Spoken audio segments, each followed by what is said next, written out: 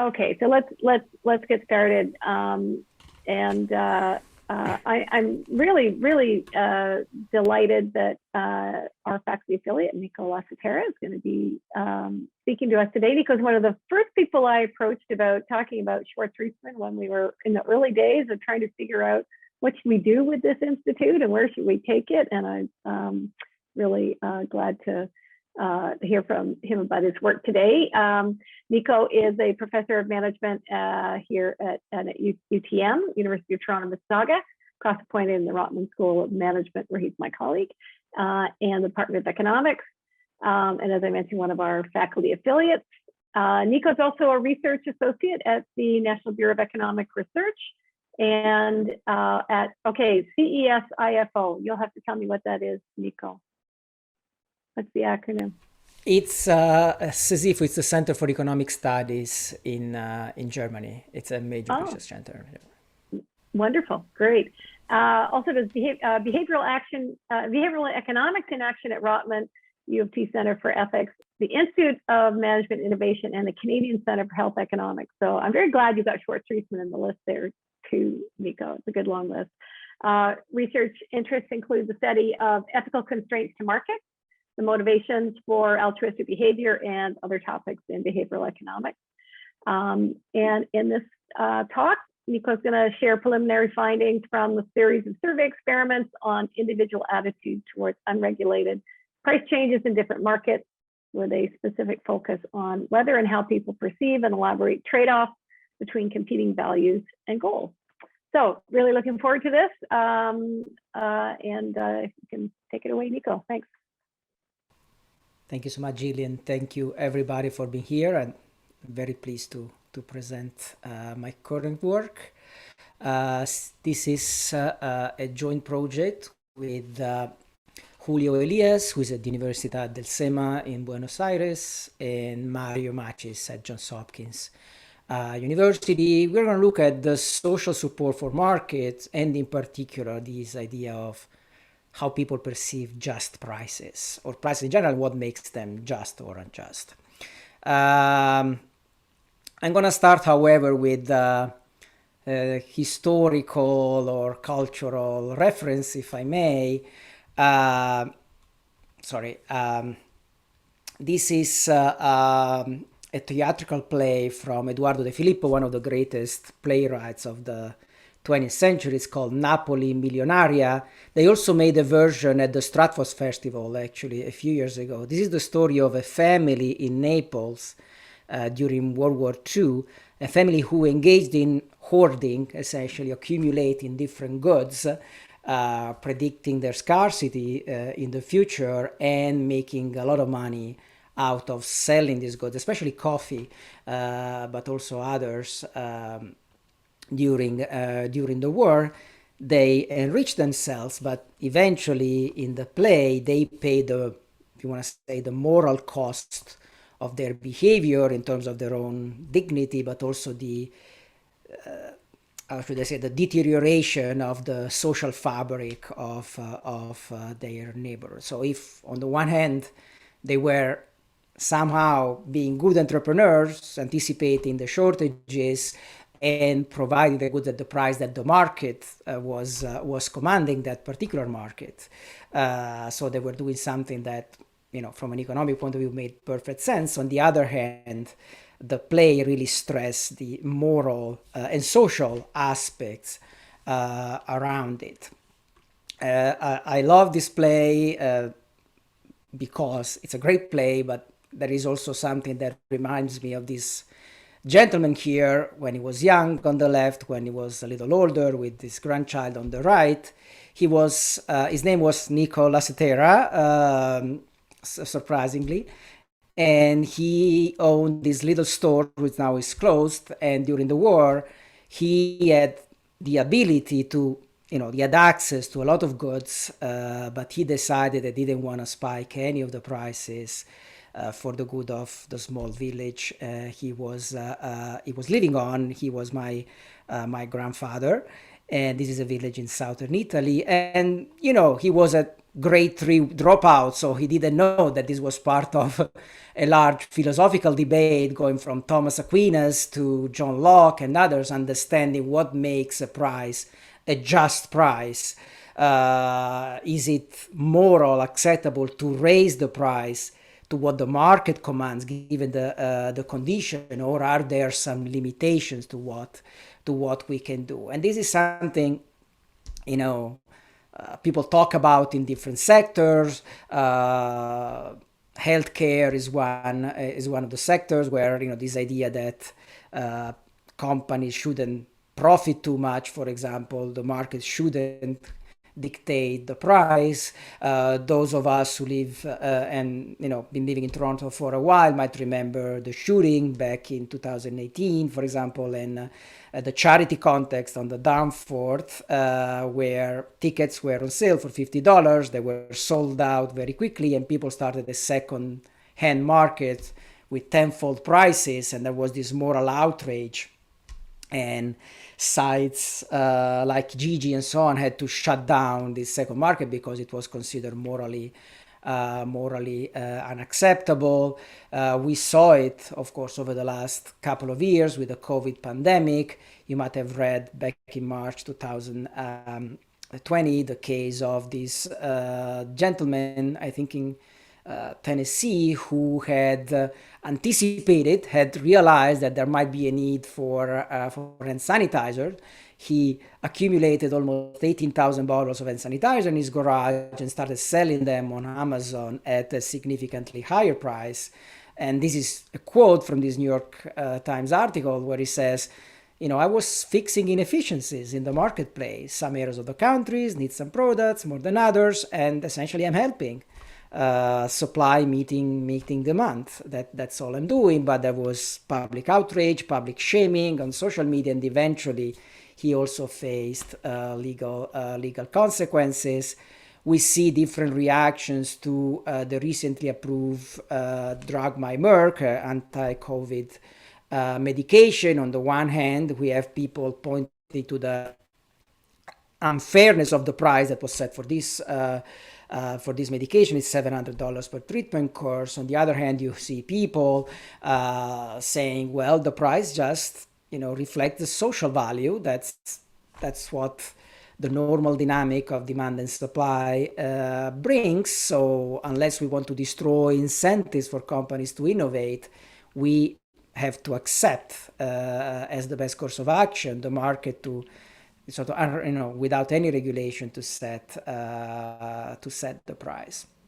Beyond the COVID case, the sense is that we will see more and more of these instances as what we call algorithmic prices, with digital technologies and AI starts, kicking in more and more in many different areas and different companies. Amazon being a good example, Uber even better, with several instances where the pricing algorithm, introduced surge pricing because there was an increase in demand or a supply shortages in situations such as the siege of the coffee shop in Sydney back in 2014, or in case of certain weather events, snowstorms and blizzards and so on. And how the initial reaction of the company was, hey, we are just putting more drivers on the street, giving them more incentives and serving the people who need our rides more. But eventually, given the social outrage, they had to retract,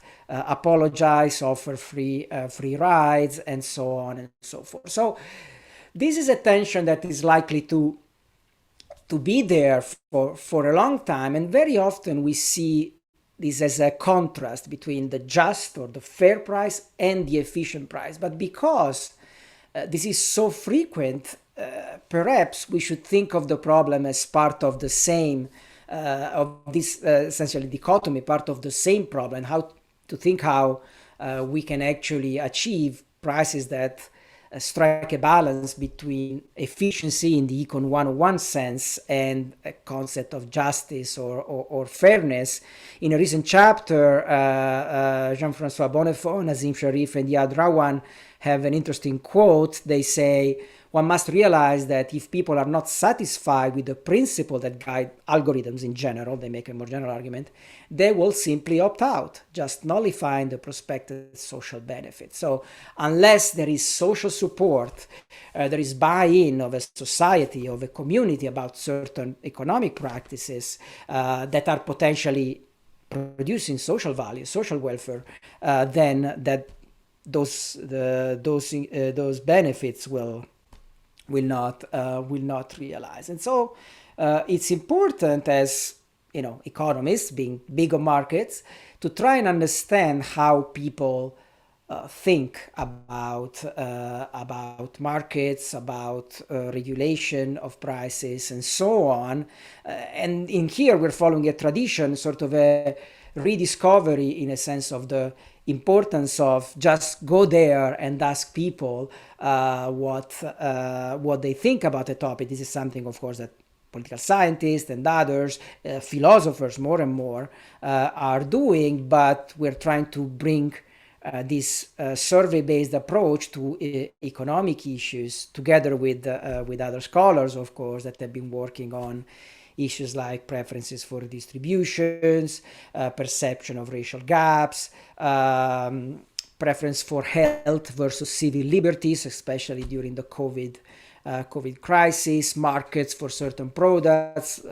Julio, Mario, and I have been working on the social support or lack thereof of payments for kidneys or for plasma donors, and so on. And we want to do it in the context of social support of certain pricing choices. And the foundational paper here, the foundational study, is a study by Kahneman, Knetsch, and Thaler back in 1986. What they did is they surveyed actually a Canadian sample first, Canadian participants, and then also Americans, asking, proposing very simple scenarios, and asking people to rate how morally acceptable or unacceptable or unfair these scenarios were. So sort of a representative one is this: a hardware store has been selling snow shovels for $15. The morning after a large snowstorm, the store raised the price to $20. Please rate this action, as they have a scale, but then they group it into extreme, acceptable versus unfair. And as it turns out, 4 out of 5 respondents found this scenario, this choice, unfair. And so there is, so this led to sort of trying to introduce fairness consideration into the determination of prices, and so how fairness might perhaps limit efficiency, the way we think about it, but also introduce the issue of social support. This is a very descriptive approach, and the scenario, I'm not criticizing the paper, this is a great paper, but we thought that maybe room to add and provide more insights by going beyond this sort of fixed scenario, in this sense, where in particular the perception is that supply is fixed and there is no dynamics in the market. And so we wanted to understand how introducing these issues might change people's perception. We know from theory, but also from evidence, that price incentives might stimulate extra production. So seeing higher prices in a market might lead more companies, entrepreneurs to enter, and eventually to lead to more competition and lower price and higher demand, higher supply. Price incentives might affect the willingness to build inventories, so to be able to provide a certain good where it's scarce in a certain period, and of course they might affect innovation. The scenarios in these original papers don't include this additional consideration, but that's precisely what we try to do in our work. We built a randomized survey experiment where we wanted to study attitude toward pricing. And in particular, we will define the survey and the scenarios I will show in a moment as explicitly making potential trade-offs between perhaps higher prices and positive, say, long-term consequences more or less salient to see how people react to that, and also understanding what the moral concerns are and the level, for example, of polarization, what determines different moral concerns. And we also wanted to compare, that's what we do in our current study, Canadians with Americans, as a way to see how seemingly similar but different on certain aspects, institutional and cultural, population react potentially differently or similarly. So let me go through the structure of the survey to give you a sense of what we're going to do. So that's what we have done so far. We are planning a follow-up. I'll tell you about it later. We surveyed a sample of about 40,000 US and 40,000 Canadian residents. At least that was the original goal. We asked the usual demographic questions. The sample is balanced with respect to the population of each country in terms of gender, age, ethnicity, and, let's say, income brackets. So what we do is to propose each respondent 2 scenarios about what a company does in a certain market. And in particular, we have markets for 4 products. 2 are in the health sector and 2 are not. So pharmaceutical drug and hand sanitizer. And the 2 non-health products, or not directly health, are home fitness equipment and hand moisturizers. Another way to classify this product is 2 potentially high price products. So the drug and the home fitness equipment, which is going to be a treadmill, and low price hand sanitizer and hand moisturizers. And for each individual, we'll see only one product, a scenario about one product. And there will be 2 scenarios, one in which a company, because of certain changes in the market, raises the price, and one in which the company, for the same reasons, wants to raise the price, but the government prevents the price increase and sets a cap on the price. And we ask each respondent to express their support, their preference for the kind of regime, if you want, that they would like to see enacted in their own countries. The scenarios, one is, there is, this pair of scenarios with unregulated price and with regulated price are for different products, but also they differ across other features in random way with random assignment. So as I said, some of these scenarios don't include any of those trade-offs, for example, how an increase in price might lead to more supply in the future. So they don't make those trade-offs salient, whereas others do. We also distinguish between the original source of the change in the market configuration as driven by a pandemic. We wanted to exploit the current situation. We don't mention COVID, we keep it a little more general, or, unspecified causes. And we were also interested in seeing whether people perceive an increase in the price due to the demand shock, to an increase in demand, or to a cost shock, so an increase in the unit cost of production, as different from each other. After seeing his scenario, how is it going so fast?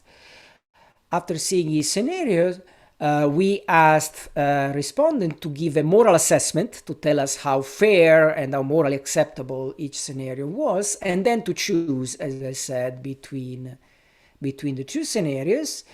We then concluded the survey with more general questions on individual preferences, attitudes, and in particular attitudes toward the market economy.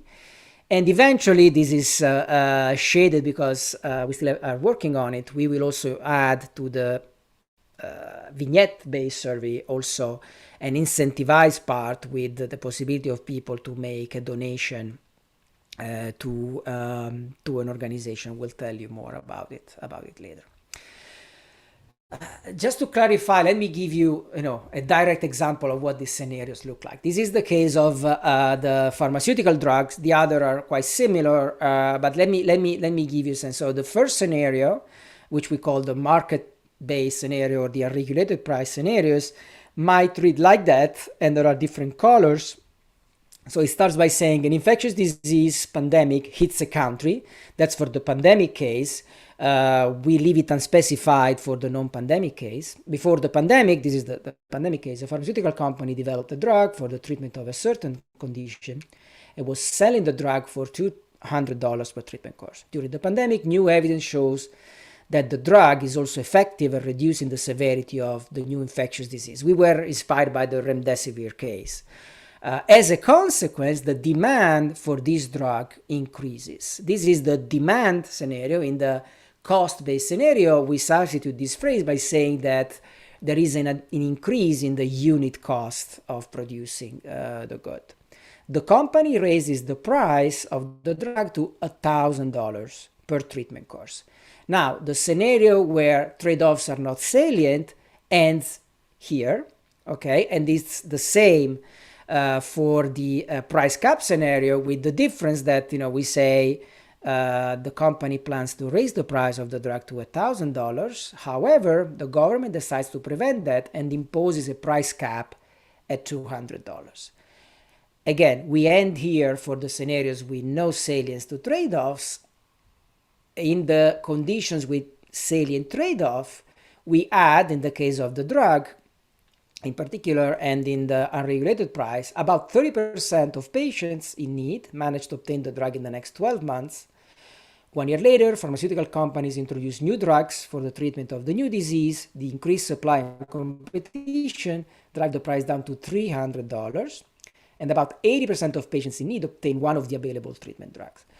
In the capped price case, we say about 50% of patients in need manage to obtain the drug in the first 12 months. 1 year later, this drug is still the only available one to treat the new disease. And again, about 50% of patients in need will obtain the treatment drug. So that's where we introduce this tension between the potential costs and benefits of keeping prices capped below what the market would dictate. The treadmill looks very similar. For the hand sanitizer and the hand moisturizer later, things are just slightly different. Here, we thought that the interesting case were to assume that a company or an individual had an inventory of a good that was scarce in another area of the country, and because of a shortage, they're able to sell their inventory to this unserved area at a much higher price. And the trade-off here is that if the government allows this to happen, then 80% of customers obtain the good, the hand sanitizer, at a much higher price, though. Whereas when the government decides to prevent it, then only 50% of customers will get the product at the lower price. Okay. We then, after each scenario, so both the unregulated and the regulated case, we asked people to rate how we wanted to unpack, so to speak, what we mean by fairness. So we separated the question in asking to what extent they feel that scenario was fair or unfair to the customers or the patients, and fair or unfair to the company. And then we asked a more general question, how they feel that particular scenario is morally unacceptable or acceptable on a 21 point scale. Okay, we very often so in this presentation I will focus on this measure, the moral acceptability, and I will look mostly at the relative moral acceptability. So the score given to the unregulated price minus the score given to the regulated price. So the relative moral acceptability of the unregulated case as compared to the regulated case. We then reproduce the two scenarios for just for convenience to the respondents, and they have to select whether they would see enacted the unregulated price scenario or the regulated price scenario. We also add an open text question when we ask to briefly describe the reasons for the answers to the previous choices, and we want to use it to do additional sort of qualitative, but also, of course, digitalized text analysis to try to see, what kind of issues, what kind of topics in particular people seem to focus on in the different cases.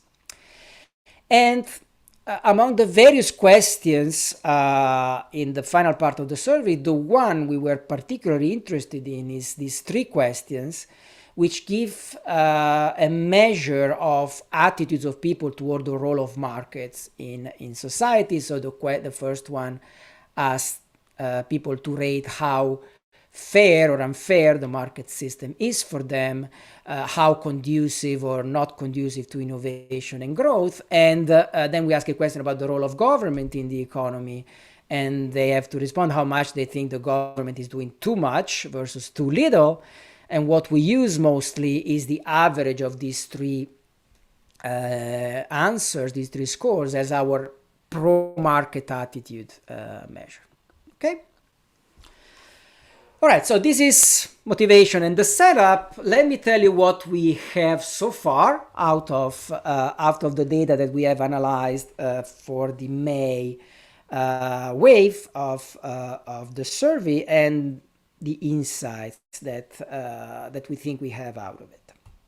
So first of all, it turns out that overall, only a minority of individuals, of respondents, would like the market to operate freely without any form of regulation. So kind of similarly in terms of size, effect sizes to the Kahneman paper, only about 30% of respondents support the market-based unregulated price scenario on average. And so this is a first result, which is in line with the fact that there is some unease with these price increases that might limit the ability of companies and overall of a society to accept a certain market configuration. It turns out, however, that there are significant differences across the different products, regardless of the specific configuration. And especially for the drug, perhaps not surprisingly, the support for price increases is especially low, around 20%, and double that for the treadmill. The second lowest is the other health-related product, the hand sanitizer. And so perhaps there is something special, and we saw it also in the open text comments about the health sector as compared to other, to be left outside of the full operation of the market. But even for other products, something we might consider not necessarily a necessary product, an essential product like treadmill for home use, the overall support is about 40%. We were mostly interested in this idea of making more or less salient what kind of implication these different market configurations might have on the operating of the economy. And as it happens, this was very effective in some sense. That was very consequential in determining how people perceive price increases. Here, essentially, I'm presenting this graph, but separating the conditions between the scenarios that were not highlighting potential trade-offs and those who did. And you can see how dramatic the differences in support is for all products, more or less in the same amount.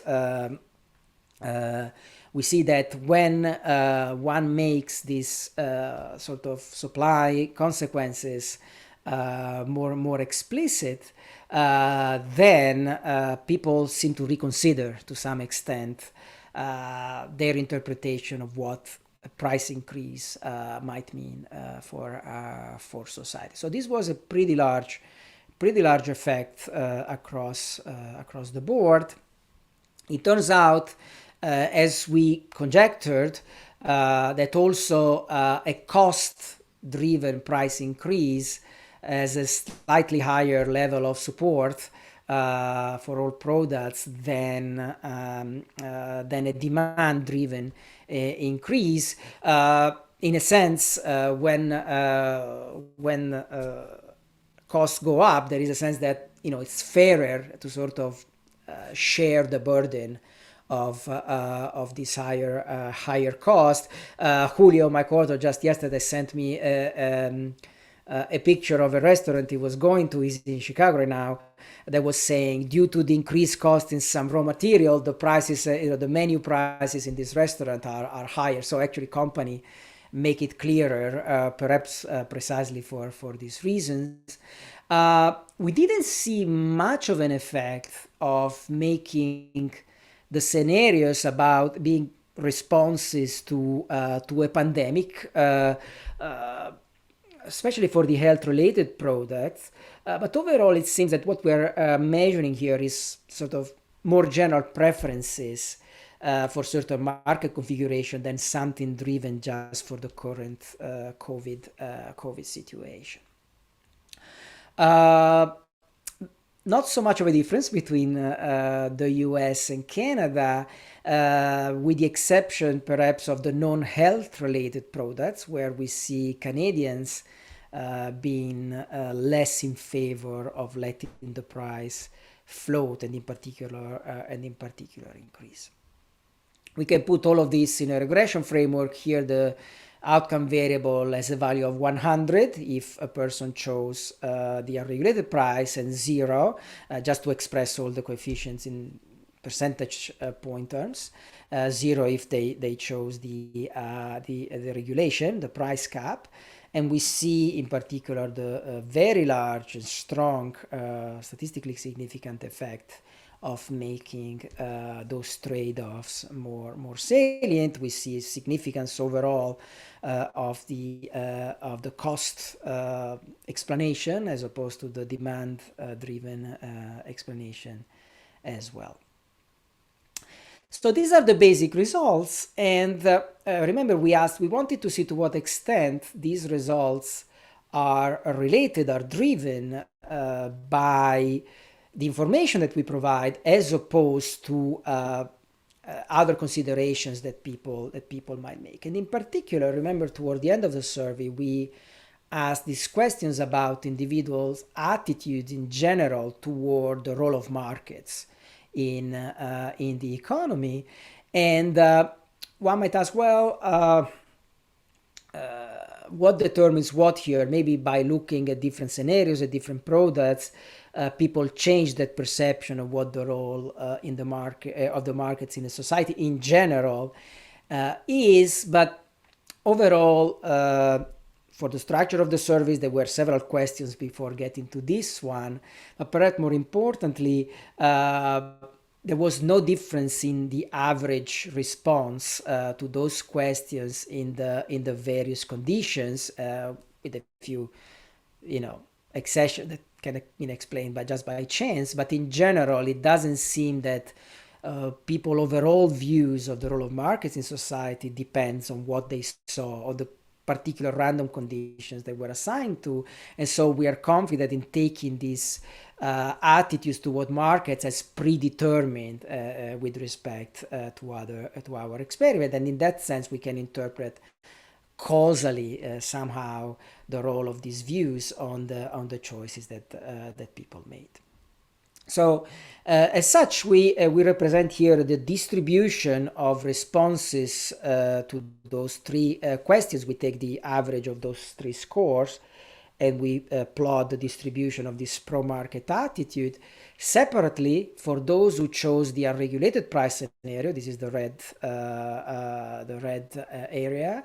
And for those who chose the price cap scenario. And perhaps not surprisingly, we see that those who chose the unregulated price scenarios have a distribution shifted to the right. So on average, and across the overall distribution, these people tend to have, to begin with, a more positive attitude toward the role of the market, regardless of the particular scenario and the particular features that they observed. Another way to see it is to see that the percentage chosen the unregulated price, this is a bin scatter plot, increases with the level, the scores, the pro-market attitude scores. And we can also see it in a regression form. So if we add this variable to the regression I showed before, the estimated coefficient is highly significant and pretty large overall. What is interesting though, and that's the value of putting it in boring regression tables as opposed to the figure, is that if you look at the estimates on the coefficients on the indicators for the single products, on the trade-off, the salience of trade-off indicator and the cost indicator, we see that there is no change, essentially whatsoever, in statistical terms, in the impact of these experimental conditions. So this tells us, again, that our pro-market views variable measures something that is pre-existent and provide additional explanations to the particular characteristics of a particular market that we asked individuals to consider. What is interesting is though that the difference between Canada and the US, which was statistically significant, although not very large in the previous regression, is much smaller and noisier, relatively more noise, when we control for a pro-market view, sort of implying that there is an underlying difference in the view of markets of Canadians that affect their slightly lower support for letting prices being unregulated. Because there was this very large effect of the salience of trade-offs, and this was really the main question we had, the main contribution we wanted to have. We wanted to explore more what explains it and what kind of characteristics of individual on the one hand and reactions that individual have, making this trade-off salient has. And so one graphical way to show this is to further separate individuals and their distribution of pro-market attitude, not only between those who chose the price cap and those who chose the unregulated price, the two reddish and the two grayish areas, but also separate them according to whether they were presented with a scenario that made or did not make the trade-off salient. Okay? And what we see is that if for those who chose the price cap, the presence or not of salient consideration about trade-offs doesn't change their distribution, their composition. We are looking at two populations that have pretty much the same view on average and overall the whole distribution about markets. In absence of any trade-off considerations, those who chose the unregulated price scenario, there aren't many, as we saw, but they tend to have pre-existing very strong positive views about the market. So in some sense, without certain information, people seem to rely more on their pre-existing ideology, principles, values, social values, than when you present them with additional information. So, in a sense, making those trade-offs more salient leads to a lesser separation of people according to their pre-existing view. And the other aspect we wanted to focus on was, remember, we were asking those questions about the moral acceptability in reaction to the different scenarios. Of course, here we cannot claim any causality in looking at correlation between the responses to their questions and the responses to the choice of their preferred scenarios. But it's interesting to look at the correlation and to see how different features of the scenarios, different characterizations led to different moral reactions and different potentially correlation between moral views and the decision. So as I mentioned, we focused on the question where we asked to rate how that particular scenario was in terms of moral acceptability or unacceptability. And what we look at is the score for the unregulated price scenario minus the score for the regulated price scenario. And the idea here is seeing whether, if we see values very close to zero, it means that there isn't much of a difference in the moral views, moral reaction between the two scenarios that people saw, whereas more extreme values will tell us that there is a very different view in one direction or the other. Okay?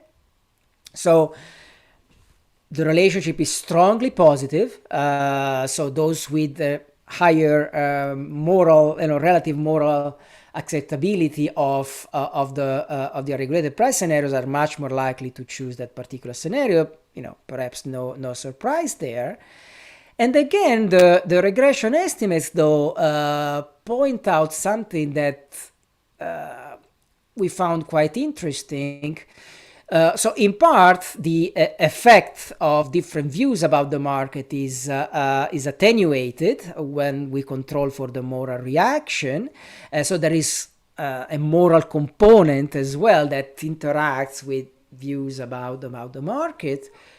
But perhaps more interesting, look at what happens at the estimates of the indicators for the various products, and especially for the trade-off indicator and the cost indicator. They shrink by half or more. So controlling for the moral reaction reduces, if you want, the impact of the different products per se, indicating that in the choice that people make, there is a very strong moral root. There is a strong moral reaction to price increases or not in different situations, and that explains a large part of the differences we saw in those raw data earlier on. And to investigate that further, we wanted to look at the overall distribution of the score, the relative moral acceptability score, again, separating, for example, between those who chose the unregulated price and those who chose the price cap. And what we see here, as we can see in this graph, if you look at those who chose the market, the unregulated price, the distribution is centered and very very concentrated around zero, and in fact the average is precisely zero, telling us that for the most part people who chose the unregulated price didn't perceive much of a moral difference between imposing a price cap. So they weren't morally averse to the price cap, but they weren't really morally excited, if you want, or morally concerned about the price floating freely. And so, given that there isn't much of a moral argument for those people, they might as well choose to leave the market operating. Those who chose the price cap instead are very polarized in their view of the unregulated price scenario versus the regulated price scenario, with very negative view of the unregulated price scenario as compared to the price cap. So there is this sorting really based on moral views, and it seems that moral consideration, moral reactions matter in particular for those who chose the price cap. And again, is there a correlation with making trade-offs salient or not? And the answer is yes. Look what happens in the no salience of trade-off scenarios as opposed to those where trade-offs were salient. Where trade-offs were not salient, the difference or the level of polarization for those who chose the price cap is much larger, look at the two gray areas, than for those who were in the trade-off scenario, whereas there isn't much of a difference among those who chose the market, regardless of whether they saw these trade-offs, the salient trade-offs or not.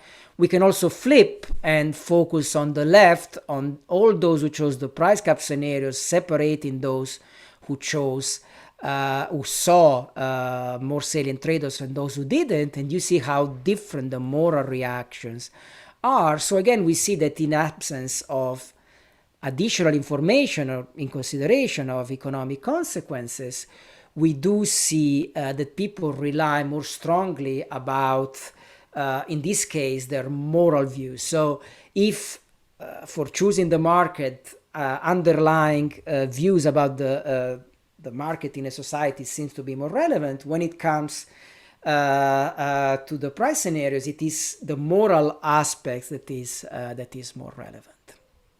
Okay, turns out it holds for all products pretty much in the same ways. And just to conclude, just a glimpse of what we did so far when it comes to text analysis.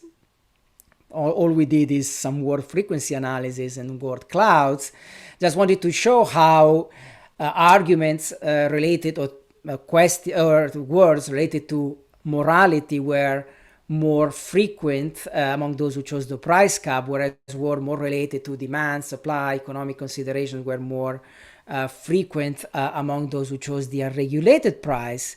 And just let me skip, we see how in particular this is the case for those who chose the unregulated price when trade-offs were not salient. See how strong their arguments were related to letting the market free, relying on demand and supply, let business be business, and so on. Whereas for those who chose the price cap, you see, regardless of whether it's trade-off or not, some relevance of moral consideration. These are just a few comments now and then that sort of show these elements as well.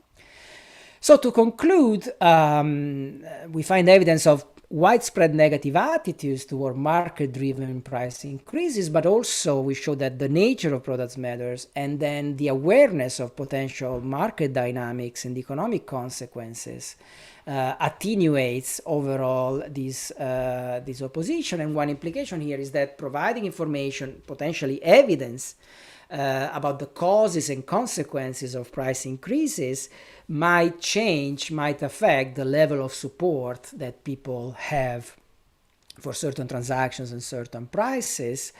There are moral and political foundations to this attitude that seem to be stronger when less information is provided to individuals. So these are cases where underlying convictions seem stronger, they have a strong impact, and also moral reactions are more extreme. And looking ahead, we plan to do more analysis also seeing how people perceive the fairness separately for customers and companies, whether there are other elements as compared to just looking at moral acceptability in general. We are in the process of performing more text analysis. We want to do some topic modeling, look at sentiments and so on, and see whether there are systematic differences that are consistent with the quantitative data. And we are in the process of setting up a follow-up.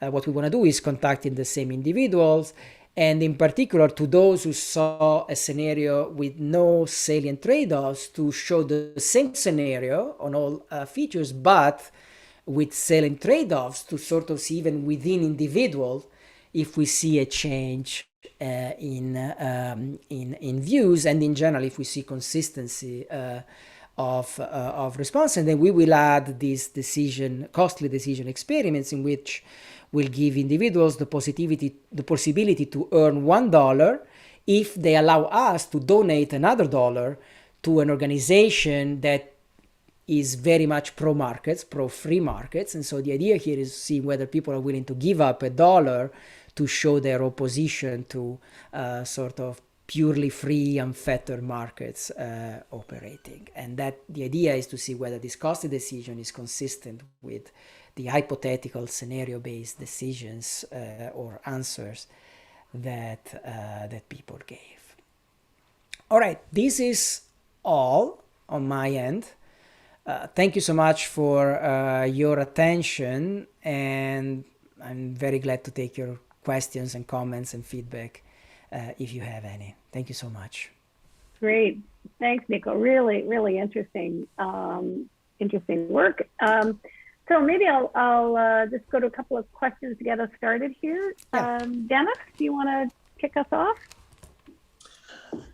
Okay, thanks, Nico. That was amazing. So Thank I'm you. kind of struck by like a feature of these studies, this study and the paying for kidney donation study data, how they involve a kind of hybrid form of reasoning. We have to engage with the moral dimensions of these issues and the economic dimensions. Yes. And some philosophers say that one of the reasons that moral reasoning is so difficult is that our values are incommensurable. So we can't find a common measure between our values. And also, you know, if that's so, it would go even more so between our moral values and our kind of social principles and things like that. So I was wondering, one, as a procedural question, what you do about this, or do you just deny that view of nature of moral reasoning? But another thought is, you know, you've got this definite result where there's a very strong moral effect on our attitudes towards price caps and letting letting the market set the price. And I wonder if that's due to differences in moral values per se between the respondents, or differences in the way that we, as it were, assimilate our moral principles into our economic reasoning. Is there a way of teasing these things apart? Okay, these are great points. Yeah, I mean, the first order answer is it's very difficult to measure moral values, moral beliefs. We try to address the issue of measurability or incommensurability in different ways. So both in the selling kidney paper and in this one, for example, we look at relative scores. This is a way to have some sort of benchmark. You know, different people might interpret, not only might they have difficulty in putting a number on their moral views, but also they might interpret different number differently, right? So for me, a 7 may be very morally acceptable. For someone else is a 10. For me, -3 is pretty unacceptable. For others, -3 is like, it's okay. So by taking the difference, in some sense, you put all, roughly speaking, the scores on, you know, in the same way, right? That you net out these differences between one and the other. So if I say 8 and 6, the difference is 2. If you said -3 and -5, the difference is still 2, right?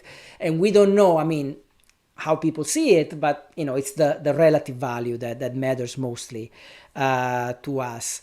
In this case, and we didn't do it, maybe we should have in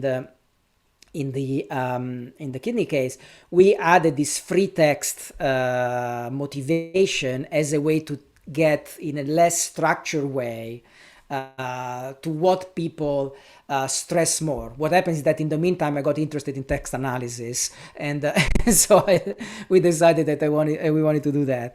But this might give us a second measure, a second way to see how consistent they are. And as you mentioned, the fact that we see these strong differences and tells us that perhaps those numbers that people put is not just noise. Of course, it's hard to separate, and that's where I don't have much to say, how people themselves separate the economic aspects from the moral aspects, but that is very hard to do. To what extent, perhaps it's not extremely relevant for us, but it's definitely something to consider. Thank you. Great. Thanks very much. Michael, question for us? Yes. Hi, Nicola. How are you? Hi, good. Yeah. So, you know, I was very struck by the pattern you found, like the simplest almost result you had, which is like only a third of people accept the market. Yeah. And I know that's replication of Kahneman and Thaler, so that's nice. But it just seems so odd that only a third of people are either trusting of economists or trusting of the wisdom of markets. So I've got just a couple of thoughts from this, which is it true that people aren't trusting the markets, or is it that people are simply self-serving? They're selfish. They just don't want to pay much. and they're just going to pick the one that involves paying less. So I thought of a way to maybe test this out possibly. And that is, of course, in markets, prices go up, but they can also go down. So what if you did the exact same study, but this time now the price goes down? And now the government steps in saying, no, the price can't go down too low because now some mom and pop shops will close, or it happens in Canada, right? For example, the government says no to foreign airlines, which would lower our price. But that, so yeah. So do you think it would still be the third, or do you think it would, all of a sudden be 2/3? That's interesting. That's very interesting. And, yes, or we might ask, would you buy this product? That's another way to get there. I think this could be interesting to look at. I guess that sort of the interesting case is when the market introduces a trade-off of this type. Yes, people in general prefer low prices. In that case, it's not surprising. But the fact that when we introduce consideration about the consequences, the fact that the effect is so large perhaps tells us that this is not just self-serving, because otherwise we shouldn't see, I guess, those big differences if it was all about, hey, I need to pay more, I don't want to pay more. Yet it doesn't get to 100%. It's still relatively low. So my sense is that if we do the other experiment, we will see a little bit of the opposite. So if we don't make any trade of salience, so if prices are too low, then the quality goes down and there is less supply in the long term and so on, that people might reverse in the opposite direction, being more in favor of the market operating freely rather than imposing a minimum rather than a maximum price. So yeah, we can try it. In principle, I don't expect it would be reverse to some extent, but the relevant case is where we leave the market economy be the market economy and introduce some sort of cost for consumers. But I totally see your point. Thanks. Cool. Great. Thanks, Michael. Thanks, Nico. Beatrice. Thank you so much, Nicola. I really enjoyed this, especially because it's very close to something I've been working on with Peter on trade-offs in automation and whether we tell people both about the jobs lost and the jobs gained, whether they basically have different views on it. And I have 3 questions, and I apologize in advance if it's something I missed or did not understand. The first question I have is, do you just ask them about fairness? So whether they think that prices are fair, or do you also ask them if something along the lines of, would you make the same decision if you were the seller? Because I'm thinking about, I might think that it's unfair to raise the price, but I might think it's the most efficient thing. So I might still do it, right? And so there might be a discrepancy there. The other comment I had is it possible that the people that have more positive views of markets are just people who have maybe studied economics or are more knowledgeable of economics, and so that basically they may already be aware of the trade-offs, and so you might not have an effect there.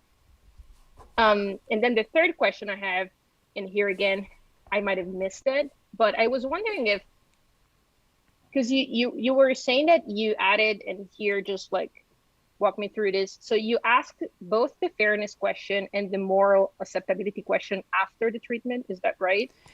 After showing each of the 2 scenarios, the one with the unregulated price, we ask questions, the one with the regulated price, and we ask the 3 moral questions, and then we ask to choose.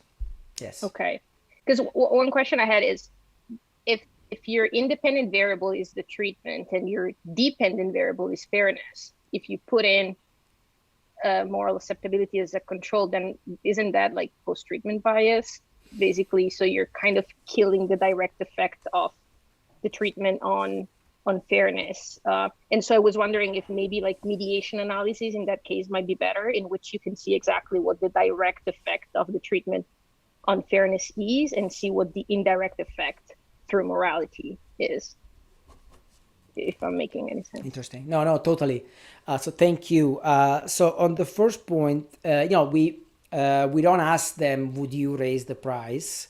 What we were interested in, this is definitely an interesting question, but what we were interested in is that the support they would give to allowing this to happen. So we have the choice question: which one would you rather see in your country? And the idea here is to try and separate, right? Maybe I think that something is not, it doesn't convince me morally, but it's the way to go. Or perhaps I don't have any moral issue, but still I think so. The idea was to try and see whether there was some variation there.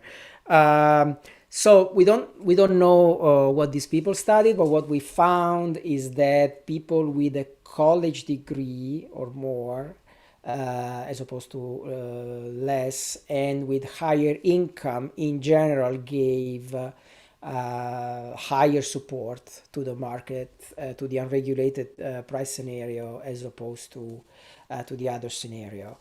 So there is a little bit of that. It's not very strong, but the direction is the one perhaps one should expect. Totally agree with adding the moral reaction as a regressor. Again, no claim or causality or anything. The idea again is seeing whether at least in part, in the simplest way, through just a linear regression, if the difference we saw due to the series of trade-offs or different products generated different moral responses, okay, and in this sense, this affected the final choice. Okay, so sure, we can do a full mediation analysis, but just entering the regression tells us that in part those differences that we saw, for example, in the series of trade-offs, were likely driven by a moral consideration that people made in response to the scenario, not the pre-existing moral value.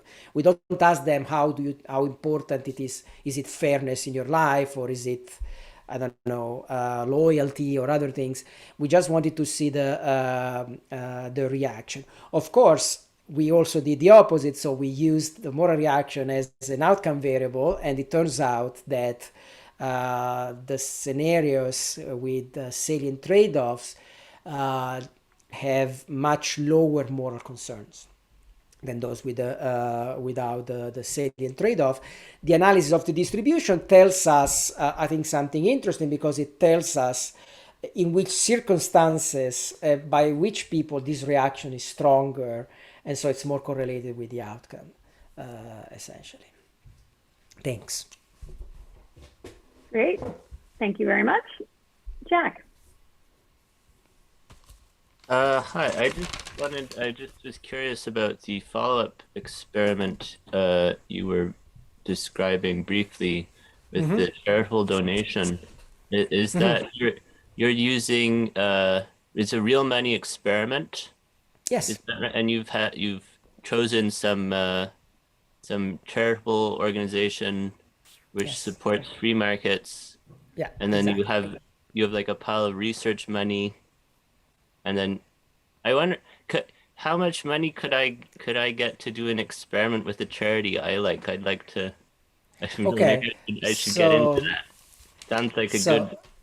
So we did it also slightly differently for the kidney paper. In that case, again, we had these hypothetical scenarios, and then we also assigned people in that case to, because of the nature of the transaction, to two different organizations. And the two different organizations were two organizations that promote transplants and organ donation and so on. But one had expressed, and we explicitate that, favor toward compensating donors. The other had expressed opposition to compensating donors. So we assign people randomly to one or the other, and we say, okay, if you allow us, the researchers, to send $1 to this organization, we will give you $1. We match, but not to the organization, we match to you. Okay, so if you're being completely rational and you don't care, you say, sure, I'm making $1. Why not? But if you have something against that organization, in particular, we were interested in the kidney study, in donating to the organization that promotes compensation, I might decide not to have $1 sent to that organization and to sacrifice the possibility of making a little money myself. This time, there is this organization that is called, it's in the US, it's called Future of Freedom Foundation, which is not as famous as others like the Cato Institute and something like that. And on their webpage, there is this article that is called something like The Myth of the Just Price, and we report a little excerpt from that article. That's what we plan to do. That says, the just price is the market price, no price should be regulated, etc., etc. And so the idea here is, if you're neutral or pro this view, then sure, I'm making $1, they receive $1, I don't care. But we want to see whether, especially those who were against, responded by giving up the $1, and to what extent there is a correlation with the responses, of course, they gave to the hypothetical scenario. So, for example, we found that those who chose the market price, the regulated price, without even seeing any trade-off consideration, they were very pro-market, right? We saw the distribution. So is it the case that this subpopulation is more likely to donate than the others, or that the others are less likely to donate than that particular population? So that's what we are after there. It's expensive, but we don't expect too many people to agree to donate. So we have a little money. So I think it gives a lot of credibility to the result. It adds another element. So actually, we like the idea of having the survey, the econometric analysis, and the text analysis, and then to have this costly choice experiment and see how people react. Another way people do it is to say, okay, we give you $10. Tell us what share of these $10 you want for you, and what share you want to be donated to a particular organization, or you give a list of organizations and you see which one people pick.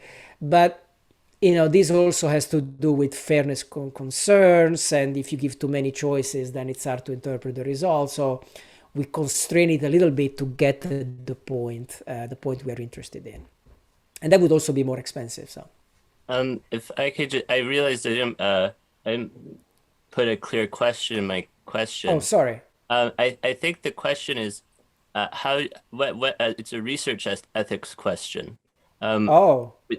If you expect a lot of people to think one ought not to donate to this charity, and part of the experiment is in fact giving money to this charity, do you have how do you have a way to address that concern? And there's an app which you might know about. I think there's more than one app which helps people achieve goals. It's the idea, by having them commit some amount of money that they don't want to risk.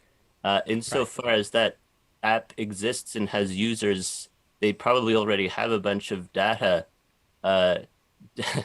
Yeah, I don't know. Have you asked them for maybe you could not donate money to a charity to do this if there's already data? Okay. Well, we don't have anything against that organization. I'm not gonna say who is who, but one of the three of us has views very similar to the Future of Freedom Foundation. Another one has excuse me? That makes it worse. I don't think so. It makes it if the concern is directing research funds to a particular politically contentious think tank, and you expect a large number of your participants to view it as politically contentious, that's one of the researchers is interested in that, suggests it raises more questions about how that was chosen. It doesn't. I just I Well, feel like there are ways you could address it. Like I don't know, maybe making matching donations to some opposite charity or some. I don't know. I wondered if you had thought about it. so in the survey, we have a disclaimer say, the organization was chosen purely for research purposes. It doesn't necessarily represent the view of the researchers or the university or anybody, and so we do that. I mean, this is, they haven't done anything wrong. They are a non-profit. We looked at their financials, so we did, some research. It just serves our purposes without, showing any, legal or even moral concerns. And so again, we have neutral views overall about that organization. It just was perfect, we thought, for what we were measuring. And if someone finds it contentious or unacceptable, we should see them being willing to give up a small amount, $1, a potential small gain.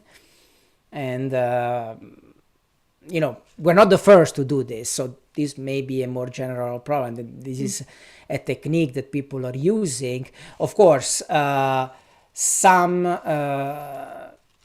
you might argue that they're more contentious than others, but there are people, having experiments with donating money to the NRA, for example, which, regardless of my views about the NRA, I think it's more contentious than someone saying prices should be free, or stuff like that. And so these are techniques that people use. I understand where you're going, but overall, I think on the balance, I think the benefits outweigh the concerns. I don't know what you guys think. I'd love to hear your feedback. Interesting. Yeah.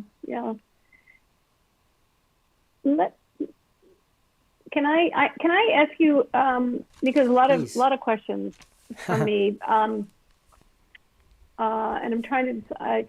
So I want to sort of draw it back to thinking about topics around AI and machine learning, and you mentioned this at the beginning in terms of algorithmic pricing, and a real challenge for thinking about that. So say I've got like 4 or 5 questions to.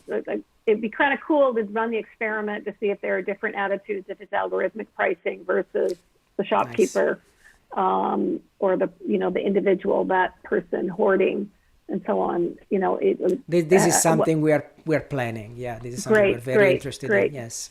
Yeah, but then sort of going to the so we think that one of the challenges we face with introducing algorithmic or machine learning based systems, let's just say into the economic into our economic activity, and having things like pricing or supply decisions, distribution decisions done using machine learning models.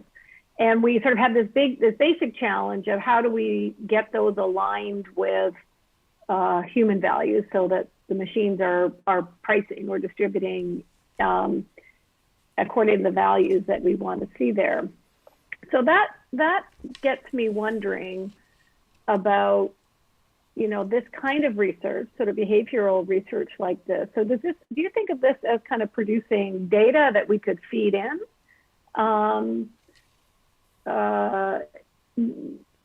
maybe just say a little bit about how you're thinking about how this line of research would inform what we do with the design and this challenge of aligning our algorithms with values. So I've been having this in mind for a long time, and as I mentioned earlier, to do something also with seeing whether the price is determined by an algorithm or automatic system versus direct human decisions. I think it may be interesting, precisely, but even looking at what we looked at, to try and understand what people are in particular concerned about, and how, for example, provide, on the one hand, how to set some constraints of what to do in certain circumstances, for example. So think about, price surge in a snowstorm by Uber, to say the simplest example. Okay, you connect the app to the weather channel or whatever. If it's snowing, you don't do that, right? So this is, of course, rough and extreme, but that's one of the things you can do. So you avoid having to explain the mistakes, say, it's the algorithm's fault, which doesn't mean anything, and so on and so forth. But also how to provide information and the communication to justify potential price increases, for example. So this kind of research, I think, helps in that sense in figuring out what is it in particular people are concerned about, not just how high or low the support is, and try to see whether there are ways to incorporate this, for example, in an algorithm or in general in pricing decisions.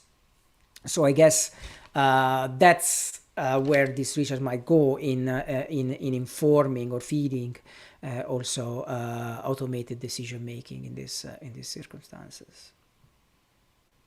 Yeah, I wonder if so that sort of takes me to the sort of another layer of questions that I'm thinking about. So I'm a skeptic about describing these as moral attitudes. They're normative attitudes for sure. This is good, this is bad, this is okay, this is acceptable or not. Okay. The language of morality sort of takes us to maybe a different level of something that's more stable and that if we step back and said, if we can align with our moral values, we're making the world more moral, we're achieving our goals on this moral scale. So here's the the way I think about normative systems. So I'm skeptical of a lot. Here's my point. Can we be sure that what people are reflecting, especially given we've got in these pretty market-dominated environments, only 30% saying, we like the unregulated market, and we certainly have very little price regulation for the kinds of products that you're talking about. And we used to, right? 100 years ago, you had more. 200 years ago, you had more. Here's what you could charge for bread. And so that makes me a little skeptical that we're getting at something that is sort of getting at a moral core about fairness, as opposed to, let's just an alternative hypothesis about how people are answering this. They're predicting what they think is the acceptable answer in their community. So in a sense, they're coordinating with what they think other people will answer a question, they think other people will answer a question. That that what you're eliciting is their view of, here's what I think most people would answer. Here's how I think most people would answer this question. It's a little bit of a push on sort of behavioral economics as a methodology. Like, are we actually getting at people's moral values, or we're in a lab or you're on a screen, and what are people doing? But it's also about, I guess, especially given that gap between, we know people are not out in the streets in Toronto and New York and Iowa protesting the lack of regulation on prices. Now, maybe in these shock settings they do, but they actually there's not very many who seriously want the government to get into the business of setting a lot of prices, I believe. So how sure can we be that we're picking up something that we can call morality? And that's going to be relevant for thinking about how do we take these kinds of results and think about what the implications are for our algorithmic systems. So there's a lot in there. Yeah, yes. So these are great points. I mean, so I guess what we are measuring is not the underlying moral values and how they relate to these responses, but more of a, and again, we can discuss on the use of the word moral, but the reaction, the moral or normative reaction to this scenario. What do you think about this particular situation?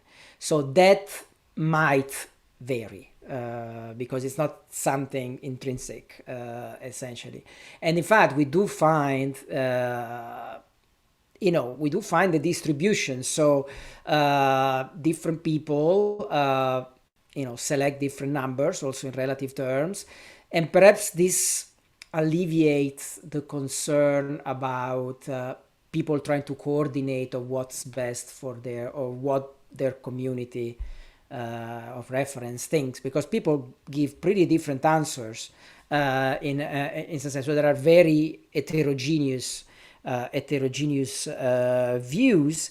But again, I think perhaps we need to be clearer between sort of underlying moral values and moral reactions, and try to understand whether these moral reactions, even if they may be transitory, are strong enough to determine or to relate to support in general. Again, the use of text might also give us a sense, the analysis of text, of more broadly how people see these things. I think it's always useful to use multiple measures. That makes people, in my opinion, a little more attentive to the differences between, for example, the different aspects of morality, fairness, exploitation, and whatnot, according to the context, obviously, because that's sort of pushes people to think carefully that these are not the same thing. And that's why, for example, we wanted to separate the fairness to customers and the fairness to the companies. If you see the Kahneman studies, they're like, is it fair? Fair to whom? In that general term, it's hard to distinguish because there are different parties with different interests, and we might want to capture that as well. But I'm with you. One has to be cautious, referring to morality as something stable in this context. But people react. People might not go in novel where there is this scene of riots and so on. But more recently, for whatever it's worth, there have been several tweet storms about price increases and how immoral this is, drugs, hand sanitizer. We've seen a lot during the COVID pandemic, but also each time Uber does something like that, the Danforth shooting concert in Toronto. So people react, and companies and institutions react. So they had to shut down the activity of this person in Tennessee. And again, they might have not. We don't know, but the public has an impact, and even more so in sort of the digital society where there are many different ways to express dissent, maybe less physical, but you can generate responses. Many don't go anywhere, but some of them are effective. Yeah. So yeah. Amazon as well. Right. Just give a pause here. Is there other questions from folks?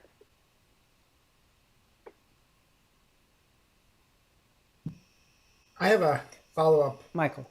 I think it's on the same theme as what you just asked Jillian and what I asked earlier. The question you snuck in there, Jillian, which was, casting some doubt about behavioral economics, right? And like I share, even though I really appreciate behavioral economics, I share that with you with this case, because again, people are marching in the streets for these things, right? Yet 2/3 of people are against it in this scenario. So, like, how much can we trust the responses here, right? Oh, have I gone? Oh, are you there? I am. We can hear you. Okay, I'm back. Sorry. So how much can we trust these responses, right? People are saying one thing, 2/3 say no, and then with their feet, they're, hey, I'm fine. As long as I have my computers, my ring lights, and it's all a reasonable price, the market's good for me. So I don't know what to do with that. It's a good point. We essentially impose a choice. Maybe people don't feel too strongly about it, but we ask them to choose. And they might as well choose one or the other, or just not care. And so we would see random answers. This is different from actively protesting against a particular situation. Again, there have been cases where, faced with significantly large price increases, and in particular circumstances, and for particular products, that's why we wanted to have different products and so on, people did react, and authorities had to intervene, or companies, before the authorities did, had to do something. They had to apologize and to compensate people. So it's not unheard of. Is it something people go, on the street for? I can't tell. People used to, but definitely there is outrage, and sometimes this outrage is consequential. But again, here we are really constraining people to decide. So it's gun on the temple. What do you do? So in that sense, it's artifactual, as any survey is. But I think what's interesting is the differences here more than the absolute values. So yes, I mentioned, I start with saying 30% because it's the obvious first result to give. But to be honest, it's not the one I'm more interested in. I'm more interested in the delta, in the effect of various products, the salience of certain information, and so on, rather than the value per se. What is interesting about the most interesting about the value, the level for me, is that it's very similar to the Kahneman study. So there is this sense of really consistency in the there is something in the way people respond to these questions. But then I think what we really add here is the various conditions that allow us to appreciate the differences. Yeah, thanks. Thank you. Yeah, that's great. And I wanted to bring it back to sort of thinking about, well, what are we going to do with algorithmic pricing and economic decision making? Because I really do think these are, developing our nuanced understandings of what we mean by human values and how we integrate those. Right. The trade-offs in there, because we'll have to say, gosh, we know that, if we let those prices float around, we'll encourage more investment in drug discovery, as you worked in your trade-offs there. But if that's really offending principles, or if it's potentially destabilizing communities, those are important things. So I just want to say how important I think this line of work is, and how important those methodological questions are. Definitely. About because we're not just saying, well, won't it be interesting to study us and find out more about us? It's like, no, we really need to know this stuff if we're going to start designing these systems. So thank you so much for that, for the talk, Nico, and for thank the work. you, everybody. It was great.